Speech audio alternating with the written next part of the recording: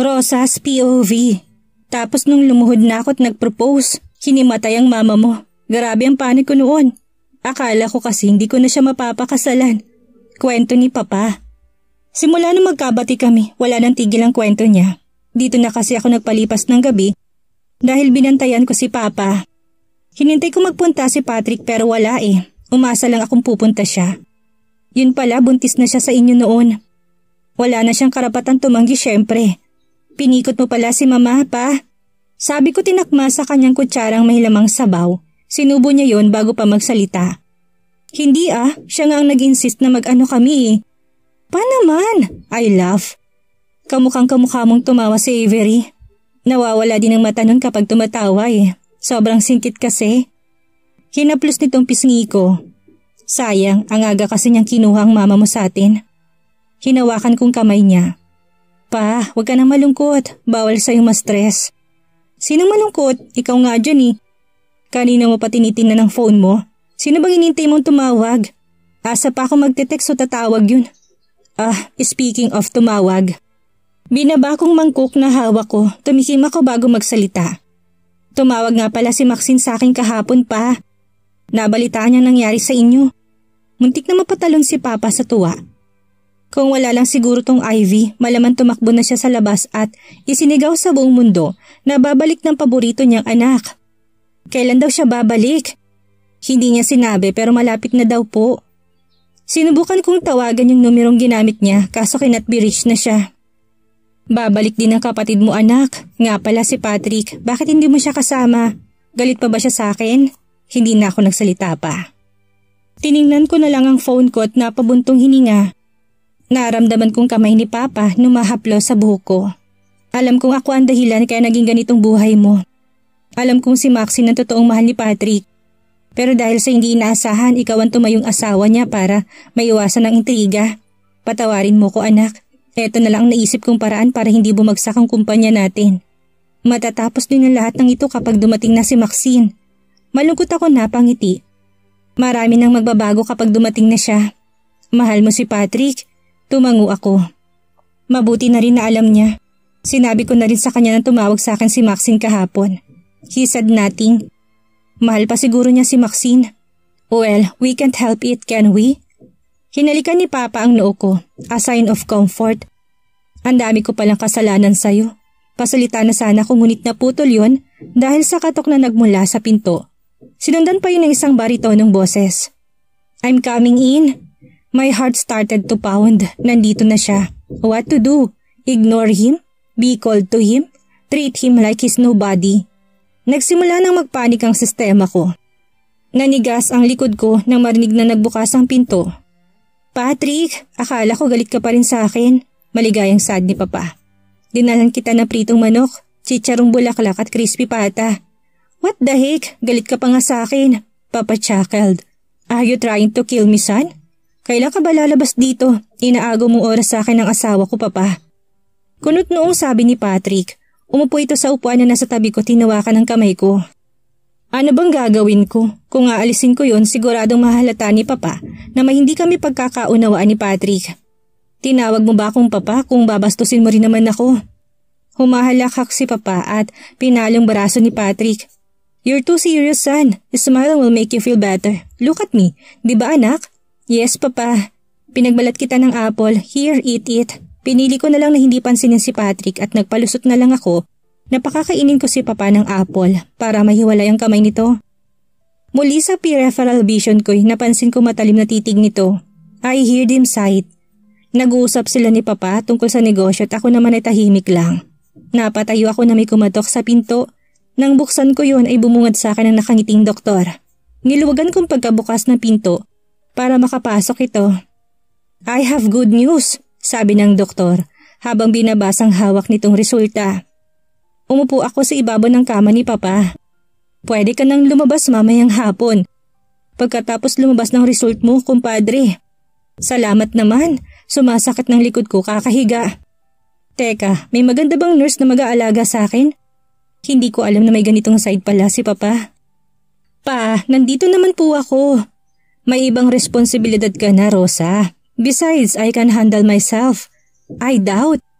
Mag-hire ako ng private nurse para sa'yo, singit ni Patrick.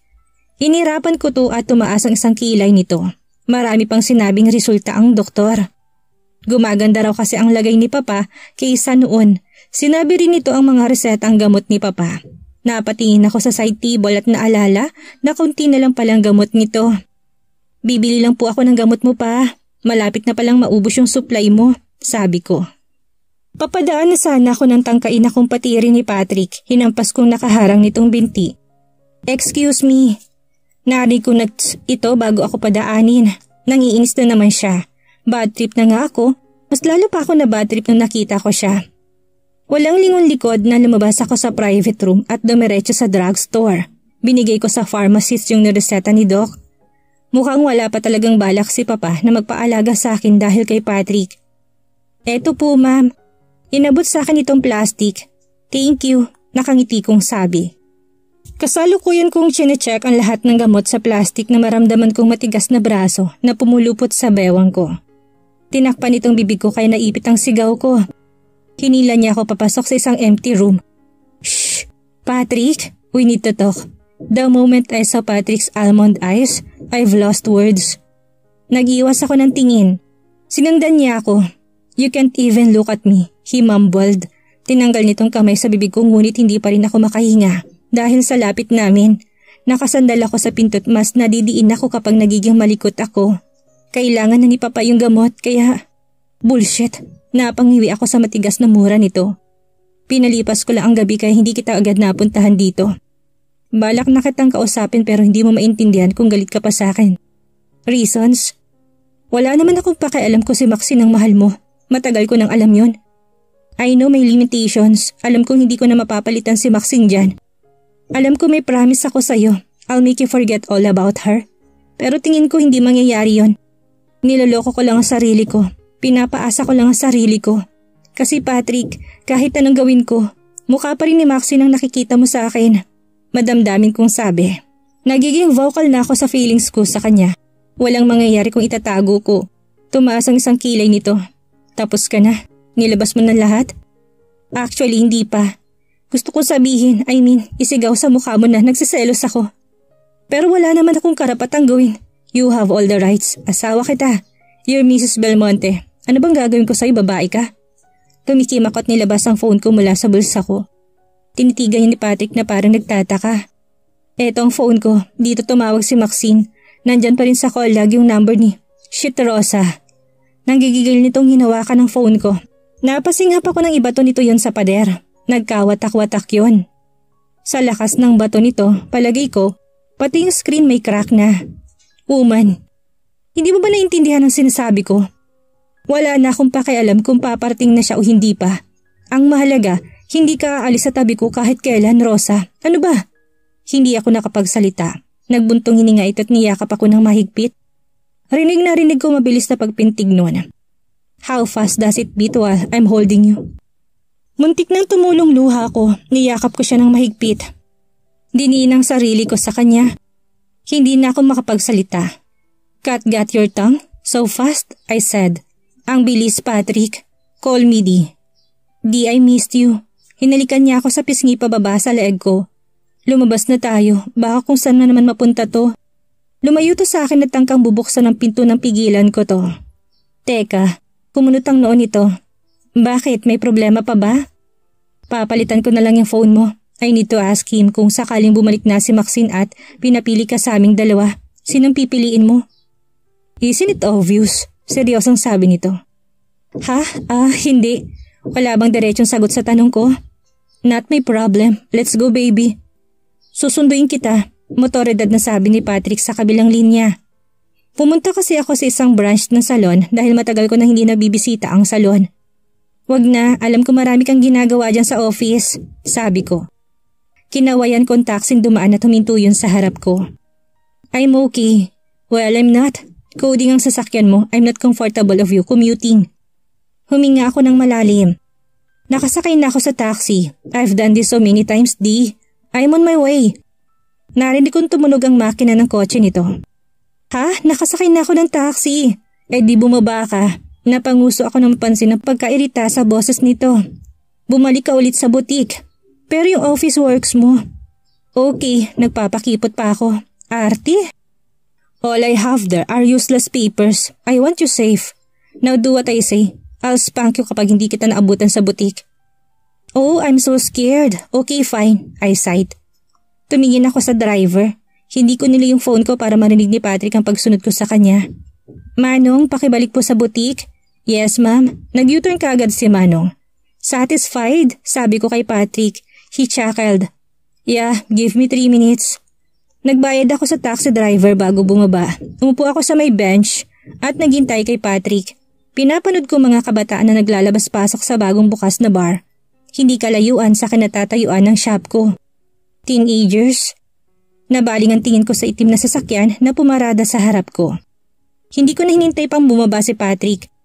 Sumakay na kagad ako sa passenger seat nito. Let's go, utos ko. Kumunot ang noo nito. Are you mad? No, simpleng sagot ko. Wala lang, gusto ko lang siyang inisin sa monosyllabic ko. Pinatong nitong baraso sa headrest ng upuan ko at ang isang kamay naman nito ay hinawakan ng kamay kong nasa ibabaw ng hita ko. Kamustang araw mo? Pagod ka ba? Nagkibit balikat ako. Mabuti. Galit ka? Lumapit ang labi nito sa tenga ko. Naramdaman kong inamin nitong buhok ko. Bakit ka galit sa akin? Ayaw mong alagaan kita? Napakapit ako sa polo nito. Di, I just don't want to bother you kasi alam kong pagod ka. Is that it? You are worried about me? Good God, Rosa. Nahigit kong hininga ko ng baba ang ulo nito sa leeg ko. You're overthinking. I'm not. Mahina tong tumawat lumayo na sa akin. Come here, sit on my lap. Nagsalubong ang kilay ko. I'm not your dog. Again, don't overthink things, sweetheart. Eto na mismong humila sa dalawang baraso at inupo ako sa ibabaw ng hita nito. Pinalibot na itong mga baraso sa bewang ko. Let's communicate. Sabihin mo sa akin kung gaano kagalit. Lumapit siya, tinalikan ako. Hingal na hingal ako nang tuluyan na siyang humiwalay. Nilagay ko mga kamay ko sa balikat niya and lean closer to brush my lips over his. I miss your sweet lips. Anong kinain mo? I can taste chocolate. Hershey cake? Nangingin akong sabi. Napaungol ako nang ipasok nitong dalawang kamay sa blusa ko at pigain ang dibdib ko. That's too much sugar. Calories. Let's get you sweat. Teka, no. You don't want me to touch you? Lumayo ako ng konti dito at hinalikan to sa pisngi. Hindi naman. I have red days. When's the due date? Sunday. Malambing kong sabi. 4 na araw pa? Napasandal to sa upuan, hinaplos ng pisngi ko. May cramps ka? Umiling ako.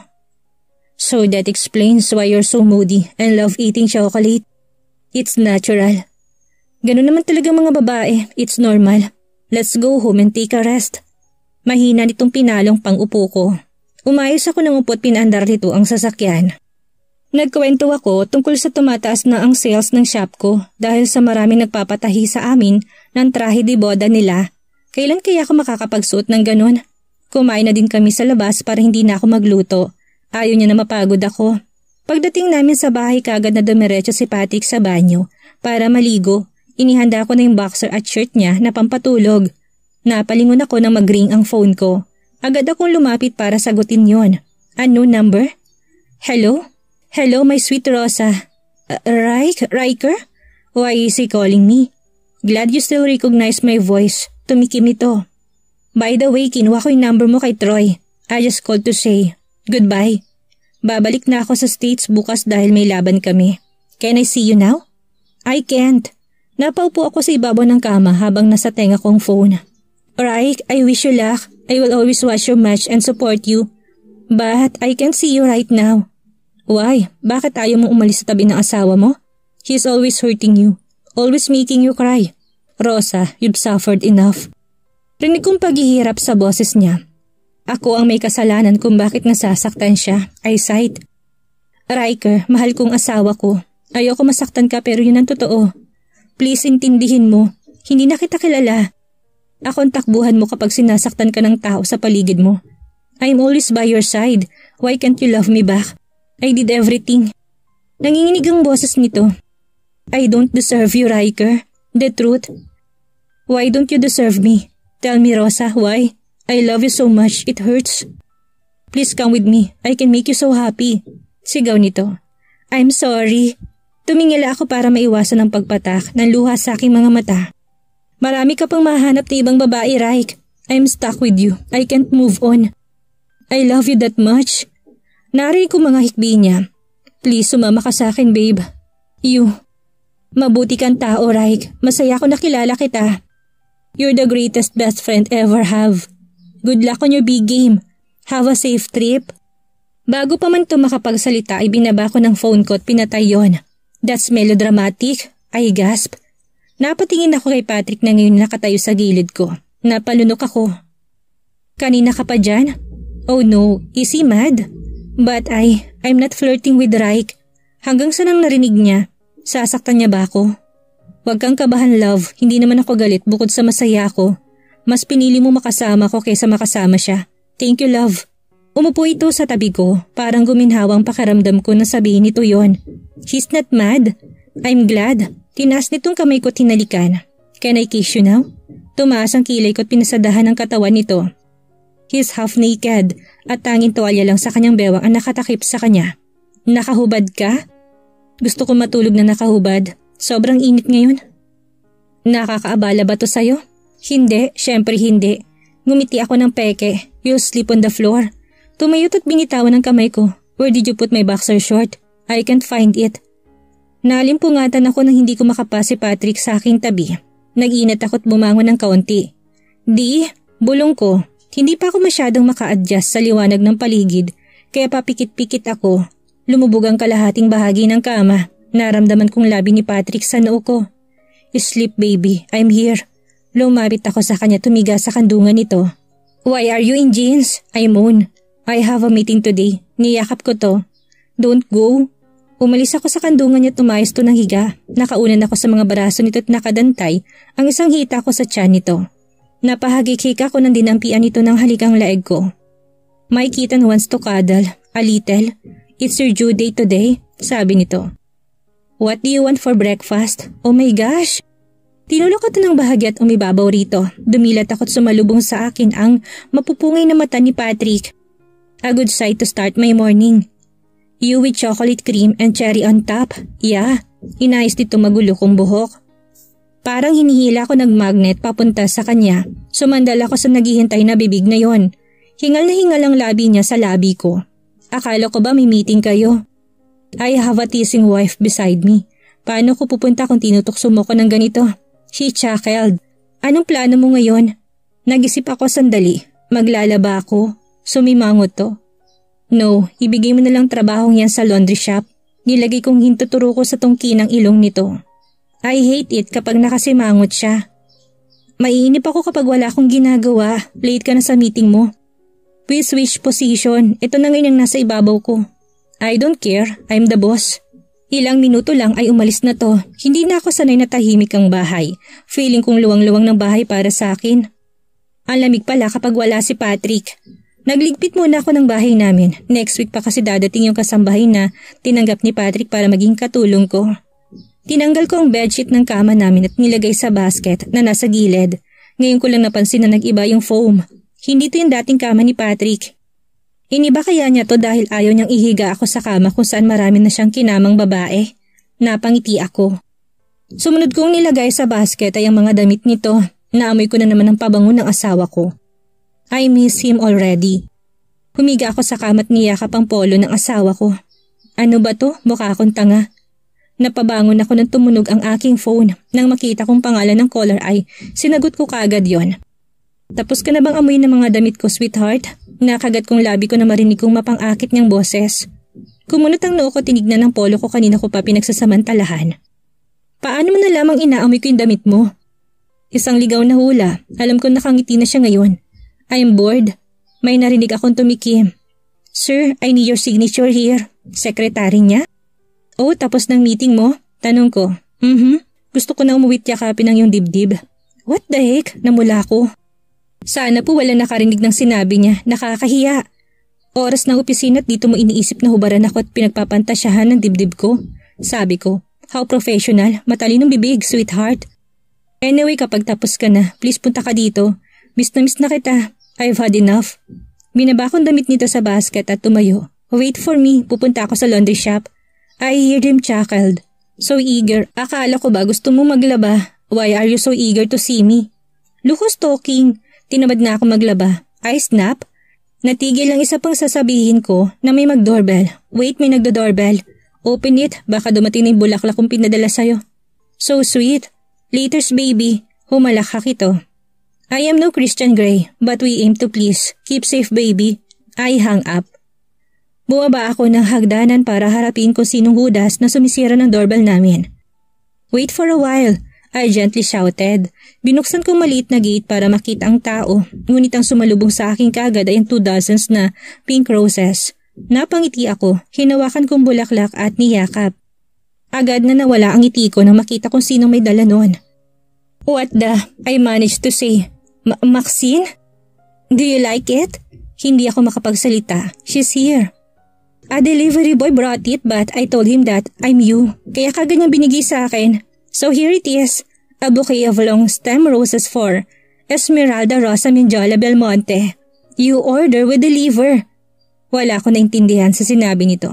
Ang alam ko lang, nandito na siya at siyak na magugulo na naman ang lahat. Hindi ko alam kung gaano ko katagal na nakatingin kay Maxine. Parang nananaginip pa ako. Malakas ang kabog ng aking puso. Maxine. One and only. Nakangiti nitong ngiti. Tinulak nito ang gate para makapasok ito sa loob. Pinagmasdan niyang buong bahay. Humarap to sa akin. Where is Patrick? Tumikim ako. Nasa office niya. Tinignan niya ako ng mabuti. Nilabanan kong titig niya. Good. I want to talk to you, Rosa. Parang nanigas ako sa kinatatayuan ko. Napalunok ako dahil seryosong kanyang boses. Eto na ba yung kinatatakutan ko? Sinara kong gate at giniya to papasok sa loob ng bahay. Agad tong umupo sa sofa at inalis ang scarf sa kanyang leeg. Ang init pa rin sa Pilipinas, she sighed. Inayos kong rosas na bigay ni Patrick sa vase. Napunta doon ang tingin ni Maxine. He's so sweet, isn't he? Yeah, we're trying to work things out. Seryoso kong sabi. I'm happy for you. Tama palang decision ko. What did you just say?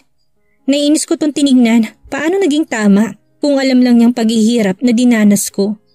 Paano mo nasasabi yan, Maxine? You betrayed me. You set me up. Galit kong sabi nang harapin ko to. Kung ayaw mo pakasalan si Patrick nung una pa lang, sana tumakbo ka na lang. Hindi dinami mo pa ako. How dare you do this to me? I'm your sister. It doesn't matter. Masaya ka naman ngayon. Hindi ba't masaya kang binigay ko sa'yo? Bago ko naramdaman ng kasiyahan, kakaibang hirap ang dinanas ko sa kamay niya. Ilang beses niya akong hiniloko. Gabi-gabi umiiyak ako. Nagdadala siya ng mga babae niya dito mismo sa bahay at nadidinig ko mga kahayupang ginagawa nila. At wala siyang pakialam kung marinig ko yun. Naririnig mo ba ako, Maxine? Wala siyang pakialam sa akin. Mukhang natigilan si Maxine matapos niya marinig ang pasabog ko. Niloko ka niya? Pero hindi ganun si Patrick. He's sweet, caring, and a gentleman. Iniwan mo siya, Maxine. Mahal na mahal ka niya? Naging halimaw siya sandaling iwan mo siya tulalat sa reception na yun ng kasal. Galit na galit siya sa akin. He blamed me kasi ang akala niya ako nagudyok sa'yo na iwan siya. Lumambot ang kanyang expression. Rosa, at ngayon na okay ng lahat, tanggap na niya na asawa niya ako. Bumalik ka. You will confuse him. Kukunin mo ulit ang nagpapasaya sa akin, Maxine. Napaka-unfair mo. Nanginig ang aking boses. Umiling ito. Hinawakan niya ang aking mga kamay. No, I won't steal him from you, Rosa. Nung iwan ko siya, tinalikuran ko na rin ang nararamdaman ko sa kanya. Bullshit, why did you leave him? Nasakal ako sa pagmamahal niya. I wanted freedom pero hindi pwede kasi nakatali ako sa kontrata nila ni Papa. Hindi ko intensyong iset up ka. Desperado na ako ng mga panahon na yon. I'm sorry, Rosa. Makasarili ka, galit na sabi ko. I'm sorry, I hurt you. Rosa, gusto ko lang naman na maging masaya ka kaya ako ginawa ang bagay na yon. Please get out, madiin ko sabi. Napubuntong hininga siya. Rosa, huwag mong gawin sa akin to. Shit, Maxine, get out, sigaw ko. Pumula ang mga mata nito tumulong kanyang luha. Rosa, don't you miss me? No, I don't want to see your face at the moment. I missed her. I missed my sister and best friend. Pero anong magagawa ko? Kailangan ko ring magalit. Kung hindi ako magagalit, hindi siya magtatanda. At baka uulitin na naman niya. Humagulhol ito. I'm sorry, Rosa. Kasalanan kong lahat. Isinakripisyo kita para sa aking kalayaan. Ako isang kakilakilabot na tao. Hindi kita deserve bilang kapatid ko. Ang akala ko kasi kapag tinali ko sa'yo si Patrick, magiging masaya ka. I know you suffered a lot sa kamay ni Papa, but I was blinded with desperation. Kaya hindi ko na naisip ang mga what if. I'm sorry. Pumunta ako ng Italy para magtago sa inyo kasi hindi ko na alam kung anong mukha pang ihaharap ko sa'yo pagkatapos ng ginawa ko. Hiyang-hiya ako sa'yo. Niyakap ko siya, nanginginig ang kanyang katawan. Hilam ang kanyang mga mata ng luha. I felt the pang of pity. Dear, alo ko sa kanya. Hindi ko talaga kayang magalit sa kanya na sobrang tagal. She apologized already. Okay na sa akin na marinig na sobrang nagsisisi na siya sa kanyang ginawa. Lumayo ako at tumakbo sa kusina. Kumuha ako ng tubig ngunit natigil ako ng tumunog ang aking phone. Kinuha ko yun sa aking bulsa at kaagad na sinagot nang makita na si Patrick ang caller. Patrick, pause kong sabi. Shit, at last you answered my call. You got me worried. Nag-aalalang sabi nito.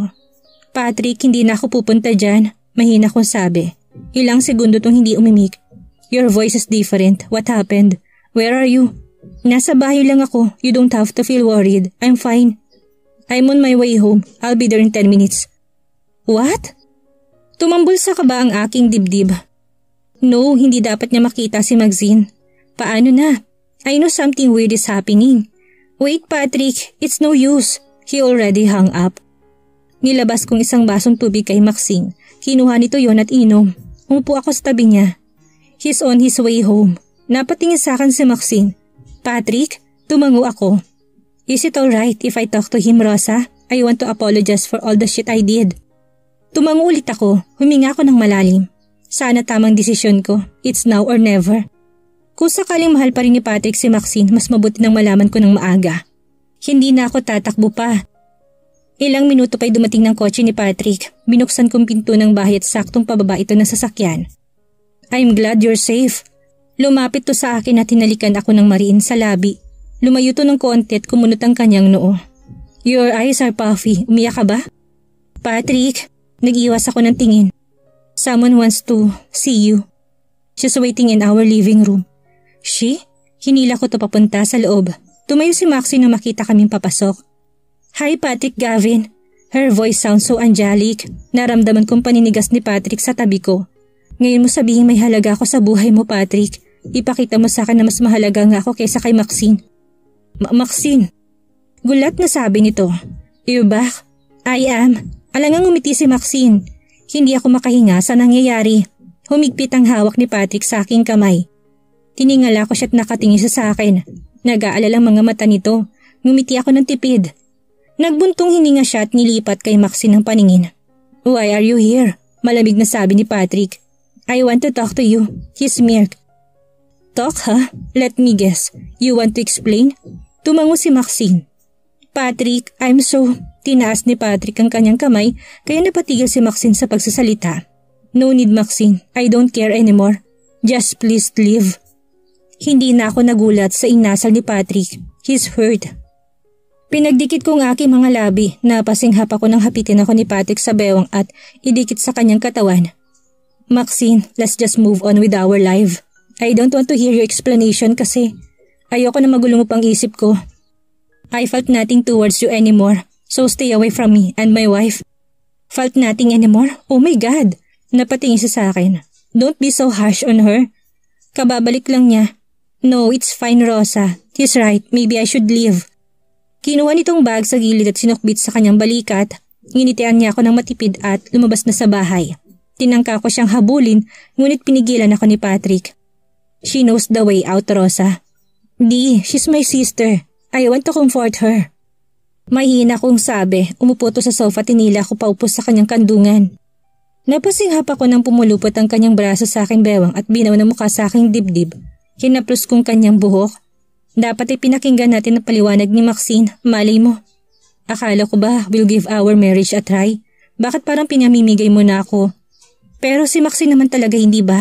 Narito na siya, Patrick. Bakit hindi na lang natin itigil to? Huminga to ng malalim. Yan bang laging iniisip mo? Nabibitawan mo ko kapag dumating yung araw na balikan ako ni Maxine? Napayuko ako. Gusto ko lang naman maging masaya ka. Hindi pa ba ako masaya ngayon? Napatingin ako sa kanya. Hinaplos nitong aking pisngi. Alisin mo sa isip mo na iiwan kita, okay? Ngumiti ako ng tipid at tumango. Sige.